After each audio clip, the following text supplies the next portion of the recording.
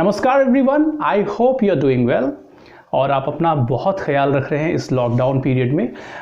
Dear friends, I started this video lecture series last week and I recorded a lecture in which I told you about 3 categories of English learning, or you can say students. They come to us and they talk about learning English level 1, level 2 and level 3. Level 1 जो ABCD से शुरू करना चाहते हैं, जिनका confidence level बहुत कम है, level 2 and level 3। आज का जो लेक्चर है वो लेवल 1 के लिए है। मैं कुछ छोटे छोटे वीडियो क्लिप्स पहले लेवल 1 के स्टूडेंट्स के लिए बनाना चाहता हूं, जो बिल्कुल बेसिक से शुरुआत करना चाहते हैं। They want to start from the beginning, और उनके कमेंट्स, उनके रिएक्शंस के ऊपर फिर मैं और वीडियोस बनाऊंगा। लेवल 2 एंड लेवल 3 के लिए कुछ और वीडियोस बनेंगे। तो लेवल 1 के लिए 2 चीज़ें मैं बताना चाहूँगा आज। Number 1, be confident. And confidence building करने के 2 तरीके हैं। 1, अपने आप को ये समझाना, ये समझना कि मुझे इंग्लिश आती है। मैंने कहा इंग्लिश इंडिया में एक नई लैंग्वेज नहीं है, it's not a new language, ये बहुत पुरानी लैंग्वेज है। हमें ज़्यादातर चीज़ें इंग्लिश वर्ड्स की पता हैं, हमें कई चीज़ों की हिंदी नहीं आती है। मोबाइल फ़ोन को क्या कहते हैं, सिगरेट को क्या कहते हैं, या ट्रेन को क्या कहते हैं। अगर आप रेलगाड़ी बोलते तो रेल भी इंग्लिश का वर्ड है। कई ऐसे शब्द हैं जो हमें नहीं पता। आई मीन टू से English is not a new language in India. तो आपको ये समझना पड़ेगा। सही इंग्लिश बोलना, मैं जिस दिन ग्रामर सीख जाऊंगा, जिस दिन वोकैब्स, सारे वर्ड्स मुझे पता चल जाएंगे, वो दिन आपकी लाइफ में कभी नहीं आने वाला। आपके सामने कोई इंग्लिश बोलता है या आप कोई कॉन्वर्सेशन सुनते हो, वो कहीं ना कहीं तो गलत बोल रहा है। आप चाहे हिंदी बोल रहे हो, कोई भी लैंग्वेज बोल रहे हो, वो कभी कंप्लीट नहीं है। उसका रीज़न है वो कई लोगों के द्वारा बोली जाने वाली चीज़ है। तो हर कोई उसे अपने हिसाब से, अपने मुताबिक उसे ढाल देता है और किसी न किसी के लिए वो गलत हो जाता है। जैसे एक उदाहरण के तौर पे हम नॉर्थ इंडियंस में देखिए, हम यहाँ पे जैसे उत्तर प्रदेश, उत्तराखंड में हम लोग बोलते हैं मैं, उसको ईस्ट और बिहार की तरफ हम कहते हैं।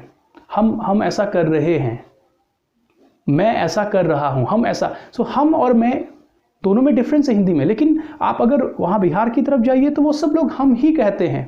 तो आप सही और गलत का फैसला नहीं कर पाओगे। इंग्लिश भी एक ऐसी लैंग्वेज है। तो बहुत घबराने की जरूरत नहीं है कि जब मैं सही बोलना सीखूंगा तब, और सही बोलना तब सीखूंगा जब कोशिश करूंगा, when I try to speak this language. आप नदी में तैरना सीखना चाहते हो, आपको नदी के पानी में तो जाना पड़ेगा, डूबने का रिस्क, खतरा उठाना पड़ेगा। आपको कार चलाना सीखना है, आपको रिस्क उठाना पड़ेगा, तभी आप सीख पाओगे। यही चीज़ इंग्लिश में भी लागू होती है। तो पहली चीज़, अपने आप को ये कॉन्फिडेंस दिलाइए, लैंग्वेज कंप्लीट नहीं है, क्योंकि वो कई लोगों के द्वारा हर दिन उसमें नए वर्ड्स ऐड हो रहे हैं, और कोई कंप्लीट नहीं बोलता है। किसी का प्रोनाउंसिएशन गड़बड़ है, या वो प्रोनाउंसिएशन या वो जो वर्ड, जैसे मैंने हम और मैं का एग्जाम्पल दिया, वो कहीं सही है कहीं नहीं है। So it's very difficult to decide कि कौन सही कौन गलत बोल रहा है। हालांकि वहाँ पे ग्रामर का अपना रोल है, उसकी बात हम करेंगे, उसकी चर्चा हम करेंगे। तो पहली तो एक चीज़ कॉन्फिडेंस के बारे में I was about to tell you, and I will also tell you how I started learning English. मैं एक टिपिकल हिंदी मीडियम का स्टूडेंट रहा हूँ। ग्रेजुएशन तक मैंने हिंदी में अपने एग्जाम लिखे हैं। So how my journey was, I will definitely share that with you. मैं आपसे ये साझा जरूर करूँगा। पहली चीज़ कॉन्फिडेंस। दूसरी चीज़ मैंने कहा था लिसनिंग, बिगिनर्स के लिए। इंग्लिश को सुने, लिसन टू दिस लैंग्वेज। सुनने के बाद उसे रिपीट करें, वो जो बोल रहे हैं समझने की कोशिश करें। कभी कभी ऐसे बिना समझे हुए ही आप रिपीट, जैसे बच्चा, एक छोटा बच्चा रिपीट करता है, उसके घर पे जो कुछ बोला जाता है घर के माहौल में, उसको रिपीट करता है। The child doesn't pay attention, इसका मतलब क्या, मीनिंग क्या है। But because we are mature, हम लोग मैच्योर हैं और हम एक लैंग्वेज को टारगेट कर रहे हैं, तो समझने की कोशिश करेंगे। फॉर एग्जाम्पल, आज के लेसन में मैंने क्या प्लान किया है, I am going to speak a few lines in front of you and then will do an analysis of it. Alright, last year when I came to you, I was working on a project, that is why I could not talk to you properly. अब मैंने कुछ sentences बोले हैं, अब आपने कुछ ऐसा कोई कॉन्वर्सेशन आपने सुना, इसको सुनने के बाद आपको किन चीज़ों पे ध्यान देना है जिससे ग्रामर का थोड़ा बहुत हमें पता चले, इंग्लिश में सेंटेंसेस कैसे फ्रेम होते हैं, उनमें किन चीज़ों का ध्यान रखना पड़ता है उसके ऊपर। सो अब मैं आपको थोड़ा सा मैंने ये सेंटेंस लिखा है बोर्ड पे, आपका ध्यान उस तरफ ले जाऊंगा। Alright, last year when I came to you I was working on a project, that is why I could not talk to you properly. ये सेंटेंस है हमारा। सबसे पहले जो आपको ध्यान देना है, वैसे तो बहुत सारी चीज़ें समझ में आती हैं, ये तो एक बड़ा सिंपल सा सेंटेंस है, इसमें कभी कभी बहुत मुश्किल सेंटेंसेस भी आ सकते हैं, बट आपको सबसे पहले जो ध्यान देना है, देखिए मैंने came, last year when I came to you I was working on a project, that is why I could not talk to you properly. सबसे पहले आप इन चीज़ों पे ध्यान दोगे। इफ आई आस्क यू, ये कब के बारे में बात हो रही है? लास्ट ईयर, पिछले बार की, मतलब पिछले साल की बात हो रही है। अगर मैं यहां से लास्ट ईयर हटा दूं, suppose I omit it last year,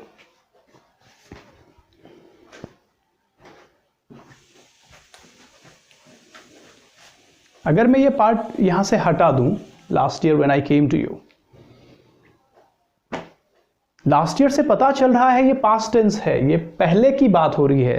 लेकिन अगर मैं लास्ट ईयर यहां से हटा दूं, when I came to you I was working on a project, ये कब की बात हो रही है फ्रेंड्स? ये बात पहले की हो रही है।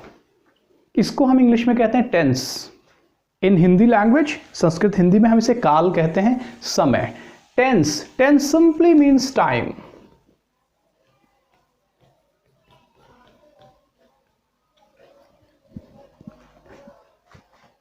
टेंस का मतलब टाइम। हमें सबसे पहले जो सीखना है और समझना है किसी भी लैंग्वेज में, ये आप किसी भी लैंग्वेज में अप्लाई कर सकते हो, चाहे आप कोई भी लैंग्वेज टारगेट कर रहे हो। नाउन के बाद, नाम के बाद इस चीज़ को क्या कहते हैं? नेम के बाद, जैसे प्रोजेक्ट एक नाम है, इसके बाद आपको क्या समझना है? वो है टेंसेज, टाइम को, कि ये कब की बात हो रही है? पहले की बात हो रही है। अब पहले की बात हो रही है कि हमें कैसे पता चला? केम से, वॉज से, कुड से। दैट इज वाई एक फ्रेज है, इसकी बात में हम बात करेंगे, इसका अपना एक मीनिंग है। So came, was, we call it past tense. अब ये पास्ट टेंस बन गया है, ठीक है। इन चीज़ों पे ध्यान देना है। मैं कोई भी कुछ भी चीज़ बोल रहा हूँ। अब मैं आपके सामने एक, I think you can hear me, एक छोटी स्टोरी सुनाता हूँ। Once there was a king, he went to a forest, there he saw a dwarf, the dwarf challenged the king to have a fight. The king decided not to fight with that dwarf, but after some time, when the dwarf did not leave him, the king had to fight with him. अब ये कुछ sentences मैंने बोला आपको, had to, went, decided. Decide हमको समझ में आता है decide के, लेकिन decided कब बोलते हैं? When do we say decided? तो इसको हम tense कहते हैं। आज का जो आपका जो assignment है, या जो मैं आपको एक होमवर्क देना चाहता हूं, जो आप करोगे, आप इंग्लिश सुनिए। ऑलराइट, इंग्लिश में आपको क्या सुनना है? Let me tell you that. या इंग्लिश में आप, आजकल कोरोना वाली न्यूज़ चल रही है, आई होप आप सब लोग देख रहे हो। आप उस न्यूज़ को जो अभी आप सुन चुके हो, किसी इंग्लिश न्यूज़ चैनल पे सुनिए। न्यूज़ का कंटेंट आपको पता चल गया, न्यूज़ किस बारे में है।